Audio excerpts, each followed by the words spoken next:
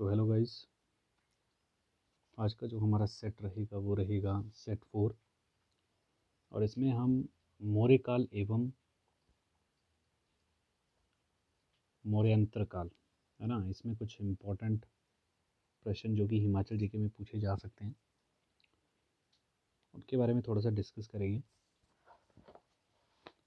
बात आती है सिकंदर के आक्रमण की। अब सिकंदर ने कब आक्रमण किया भारत पर?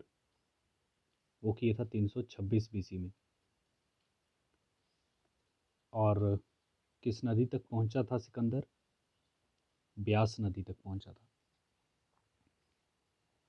और उसके जाने उस नदी के आगे जाने है ना, उस नदी के आगे नहीं जा पाया वो, क्योंकि सैनिकों ने मना कर दिया कि भाई हम तो जाने वाले हैं नहीं, तुम्हें जाना तो खुद जाओ।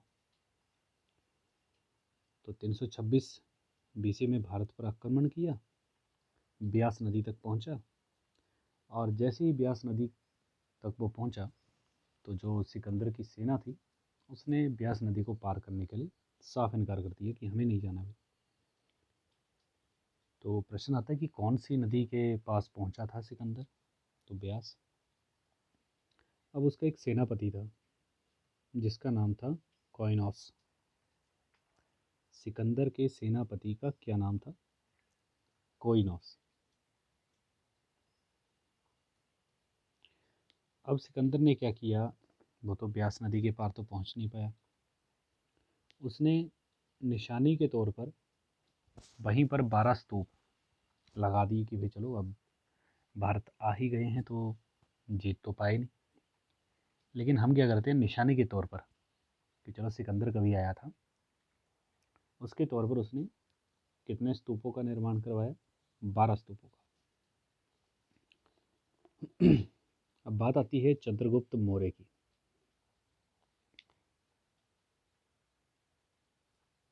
चंद्रगुप्त मौर्य ने पहाड़ी राजा प्रवर्तक को लिया, अपने प्रधानमंत्री चाणक्य को लिया और मिलकर मौर्य साम्राज्य की स्थापना कर दी।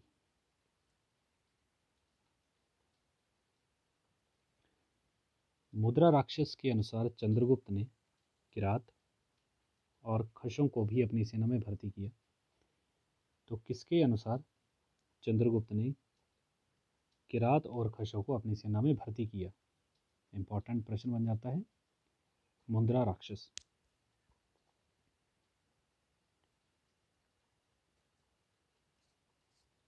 चाणक्य की सहायता से 323 ईस्वी पूर्व में चंद्रगुप्त नंद वंश का नाश कर सिंहासन पर बैठ गया। तो चंद्रगुप्त मौर्य ने कौन से वंश का खात्मा किया? नंद वंश का, चाणक्य की सहायता से। और कब किया? 323 ईसा पूर्व में।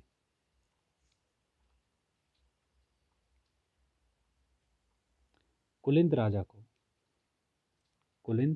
राज्य को मौर्य काल में, जो कुलिंद राज्य है उसको मौर्य काल में शिरमौर्य कहा गया, क्योंकि कुलिंद राज्य मौर्य साम्राज्य के शीर्ष पर स्थित है। और अभी ये शिरमौर्य जो है वो सिरमौर बन गया है। फिर बात आती है अशोक की। अब चंद्रगुप्त का पोता था अशोक।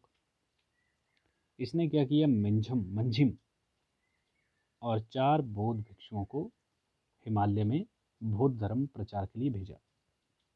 अब प्रश्न यहाँ आता है कि भाई चंद्रगुप्त मौर्य का पोता जो अशोक था उसने किसको हिमालय में बौद्ध धर्म के प्रचार के लिए भेजा? तो नाम आता है मंझिम का।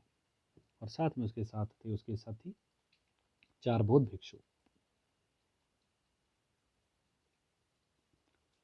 हैनसॉन्ग जो कि भारत आया था, हैनसॉन्ग के अनुसार अशोक ने क्या किया? कुल्लू और कांगड़ा में बौद्ध स्तूपों का निर्माण करवाया। कुल्लू के कलत और कांगड़ा के चैतड़ू में अशोक निर्मित स्तूप स्थित हैं। कहाँ पे? कुल्लू के कलत और कांगड़ा का एक चैतड़ू है, वहाँ पर अशोक के स्तूप हैं।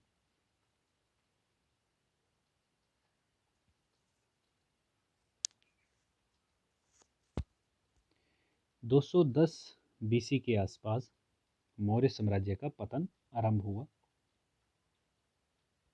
और 185 बीसी में शुंग वंश की स्थापना से ये पूर्ण हो गया। यानी कि मौर्य साम्राज्य के पतन के बाद शुंग वंश की स्थापना हो गई। शुंग, कुषाण वंश जिसमें शामिल थे। मौर्य के पतन के बाद शुंग वंश पहाड़ी गणराज्यों को अपने अधीन नहीं कर पाया और वे स्वतंत्र हो गए।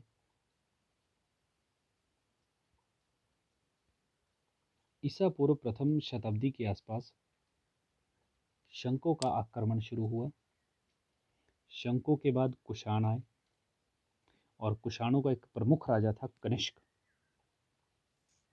और उसने क्या किया, उसने जो पहाड़ी राज्य थे उनको संपूर्ण कर दिया। कुषाणों के 40 सिक्के जो कि कालका कसौली सड़क पर मिले हैं। कनिष्क का एक सिक्का कांगड़ा के कनिहार में मिला है।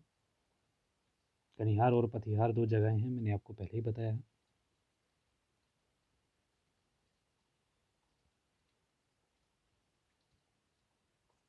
इसमें प्रश्न आता है, किस नदी के तट पर सिकंदर ने 12 स्तूपों का निर्माण करवाया जो उसके भारत अभियान की गवाही दे रहा है। यानी कि सिकंदर भारत में भी उसने प्रवेश किया था। उसका नाम है ब्यास। हाइपेसिस के नाम से भी उसको जाना जाता है। हाइपेसिस। उस सेनापति का क्या नाम था जिसने सिकंदर को भारत विजय के लिए आगे ना बढ़ने के लिए मना किया? काइनोस। अशोक ने हिमाचल प्रदेश के किस स्थान पर कुछ स्तूपों का निर्माण करवाया है? कुल्लूद की वादी, इसका सही आंसर है। भारत आक्रमण के बीच सिकंदर को ब्यास नदी पार किए बिना स्वदेश लौटने के लिए कौन सा कारण जिम्मेदार बनाते हैं, यानी कि जिम्मेदार मानते हैं? ज्योतिषियों द्वारा मना करना। अशोक ने हिमाचल प्रदेश में बौद्ध धर्म प्रचार के लिए किस भिक्षु को भेजा? मंजिम को। सिकंदर ने भारत विजय के अंतिम बिंदु की पहचान के लिए क्या किया? 12 स्तूपों का निर्माण करवा दिया था।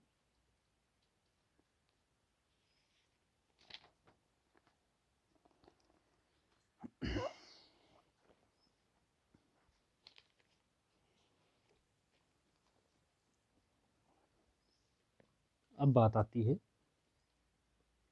कुछ और प्रश्नों की। अशोक द्वारा हिमाचल प्रदेश की पोंटा घाटी में निर्मित एक स्तूप को एक मुसलमान शासक ने दिल्ली में कहाँ स्थानांतरित किया? फिरोज शाह कोटला में स्थानांतरित किया। सिकंदर ने किस वर्ष ब्यास नदी के तट पर कदम रखा? 326 बीसी में।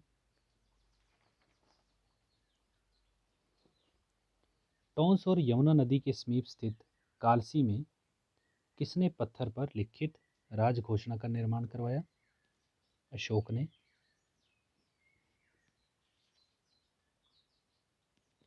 अपने प्राचीनतम ढांचे के लिए प्रसिद्ध गांव जिसका नाम सिकंदर महान से जोड़ा जाता है वो है मलाना। कुल्लू में पड़ता है।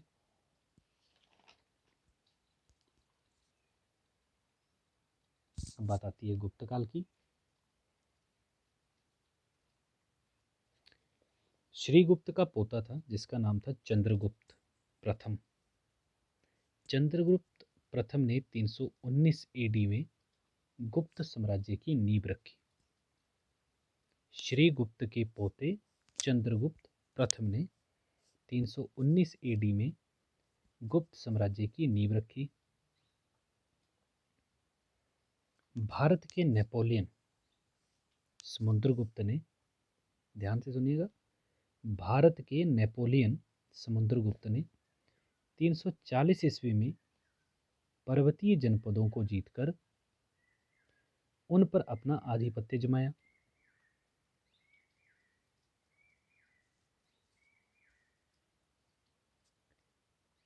कुमारगुप्त के पुत्र स्कंदगुप्त ने हुणों को पराजित कर गुप्त साम्राज्य की प्रतिष्ठा को बनाए रखा।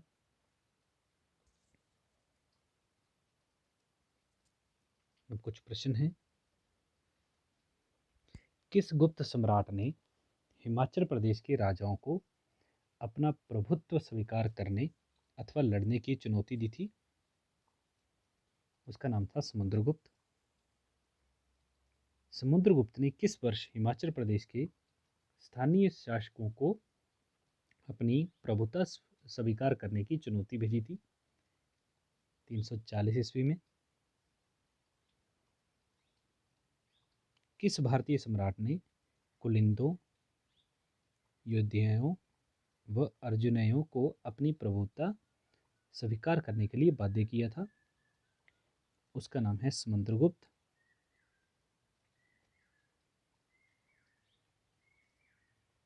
अब बात आती है हुणों का आक्रमण।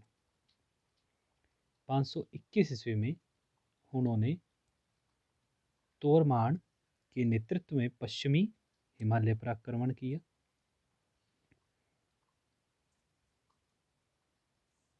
तोरमान के पश्चात उसके पुत्र मिहिरकुल, जिसे भारत का एटिला कहा जाता था, किसके पुत्र को?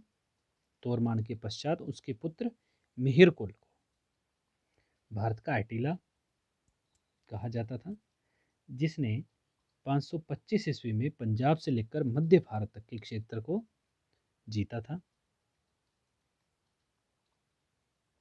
अब बात आती है हर्षवर्धन एवं हैनसॉन्ग की। हर्षवर्धन 606 ईस्वी में भारत की गद्दी पर बैठा। उसके शासनकाल में पाटलिपुत्र, थानेश्वर और कनौज शासन के प्रमुख केंद्र रहे। उसके शासनकाल में हैनसोन ने भारत की 629 से 644 ईस्वी तक की यात्रा की।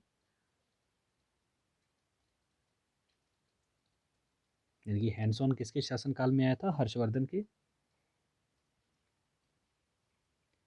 हैनसोन 635 ईस्वी में जालंधर आया और वहां के कुल्लू, लाहौल और सिरमौर की यात्रा की। हर्षवर्धन की 647 ईस्वी में मृत्यु हो गई और कलहण की पुस्तक, ध्यान दीजिएगा, कलहण की पुस्तक राज तरंगणी में कश्मीर के राजा ललितादित्य और यशोवर्मन के बीच युद्ध का विवरण मिलता है। राज तरंगणी, कलहण की पुस्तक। अब कुछ प्रश्नों को जान लेते हैं। चीनी यात्री हैनसॉन के अनुसार सन 500 में कुल्लू पर किसका शासनकाल था? वो था भृंग मणिपाल का। फरिश्ता के अनुसार कनौज के किस राजा द्वारा नगरकोट के राजा को पराजित करने में कहा जाता है? हर्षवर्धन। 500 ईस्वी में किस हूण शासक ने हिमाचल प्रदेश सहित भारत में जनजीवन को अस्त व्यस्त कर दिया? उसका नाम है तोरमान।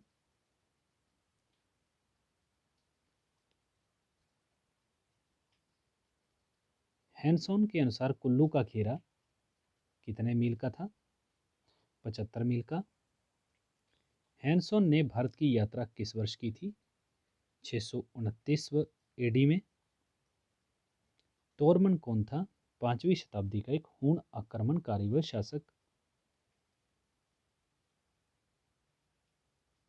अपने वर्णन में किसने त्रिगारता को पूर्व से पश्चिम 267 मील लंबा और उत्तर से दक्षिण 213 मील चौड़ा राज्य बताया है? हैनसॉन ने।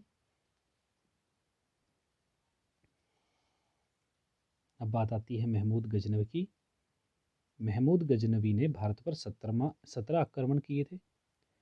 महमूद गजनवी ने 1009 ईस्वी में आनंदपाल को हराने के बाद नगरकोट पर आक्रमण किया और वहां से खजाने को लूट के भाग गया। नगरकोट किले पर तुर्कों ने 1043 ईस्वी में कब्जा किया।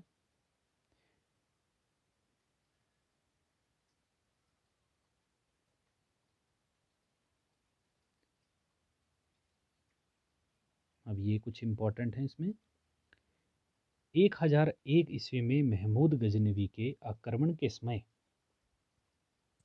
किस हिंदू शासक से उसका सामना हुआ? उसका नाम है जयपाल। 1001 की बात कर रहा है, जब एंट्री की थी उसने भारत में। 1001 ईस्वी में महमूद गजनवी के आक्रमण के समय उसका किस हिंदू शासक से सामना हुआ? जयपाल से। सन 1009 में किस आक्रमणकारी ने कांगड़ा पर आक्रमण किया और वहां के मंदिरों को तोड़ा? उसका नाम था महमूद गजनवी। 1001 में राजा जयपाल को हराने वाला अफगान बादशाह कौन था? अफगान। महमूद गजनवी। महमूद गजनवी ने हिमाचल प्रदेश के किस किले पर 1009 एडी में आक्रमण किया? नागरकोट। 1009 में महमूद गजनवी के आक्रमण के समय नगरकोट का शासक कौन था? जयचंद। गजनी का कौन सा पहला सुल्तान था जिसने 10वीं शताब्दी के अंत में हिंदू शाहिया वंश के अधिकार क्षेत्र में अतिक्रमण करना आरंभ कर दिया? सुबुक्कुद्दीन। नगरकोट का किला कब तुर्कों के कब्जे में आया? 1043 ईस्वी में। महमूद गजनवी के द्वारा कांगड़ा का किला सन 1009 में हथाया गया।